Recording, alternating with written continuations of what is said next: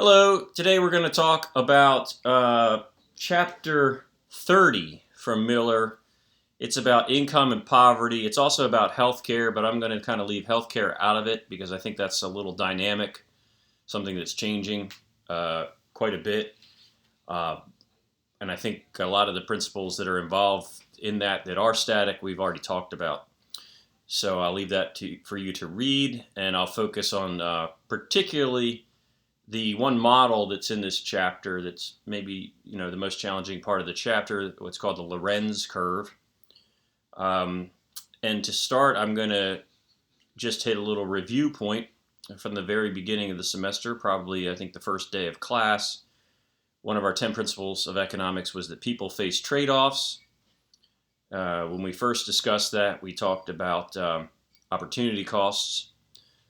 But somewhere in there, I also mentioned how as a society we're likely to face a trade-off, and it is frequently talked about in economics textbooks, between a trade-off between efficiency and what's traditionally been called equity, and now that term has evolved to be probably more frequently called equality, and this is all synonymous with fairness. So we're talking about a trade-off between efficiency, getting the most out of our resources, and fairness. And we've spent the semester so far mostly talking about what it is to get efficiency in markets.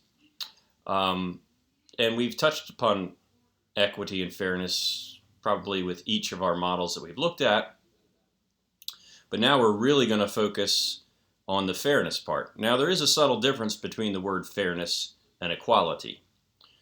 The model we're going to look at, the Lorenz curve, is really about equality. It's really about equality in outcome in terms of income. Outcome in terms of income. There's a difference between, even in the notion of equality, there is a distinction between equality of outcome and equality of opportunity. This isn't about that. This is about everyone making, in a way, an equal outcome, an equal dollars of income. It's just a challenge that outcome and income sounds like an opposite thing, but they're not.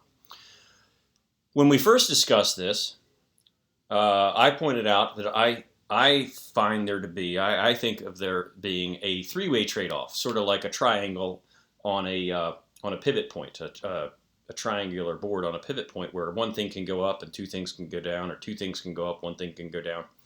And so I think we're trying to balance three things as a society. I think we're trying to balance efficiency, fairness, and freedom. Because sometimes we could make things more fair and efficient. An example would be in the Soviet Union, in order to get the most out of their excess capacity that we looked at with monopolistic competition, the machinery that wasn't being used in a free market type of arrangement, the Soviet Union seeking efficiency in the name of fairness, right? Because the Soviet Union was trying to get the most out of their resources to just redistribute resources equally. So they were trying to raise equality and raise efficiency. And what they did was they said, look, we have these factories that work from 9 to 5, Monday through Friday, and we have them all over the country. We could have fewer factories if we worked them 24 hours a day, 7 days a week. So they put in shift work, and they had people working, the factory was open then and producing 24/7. And they did that. They tried that at a number of factories, and worker productivity, worker output per hour, fell so much that they stopped doing it. But that's because the people felt compelled to be more efficient and more, for the purpose of fairness, to raise their resources. But it reduced the freedom of choice of when to work when the Soviet Union compelled them to work a night shift and things like that. So I think there's a three-way trade-off. I'm not alone. I'm in good company. I have a quotation that I've looked up again from John Maynard Keynes.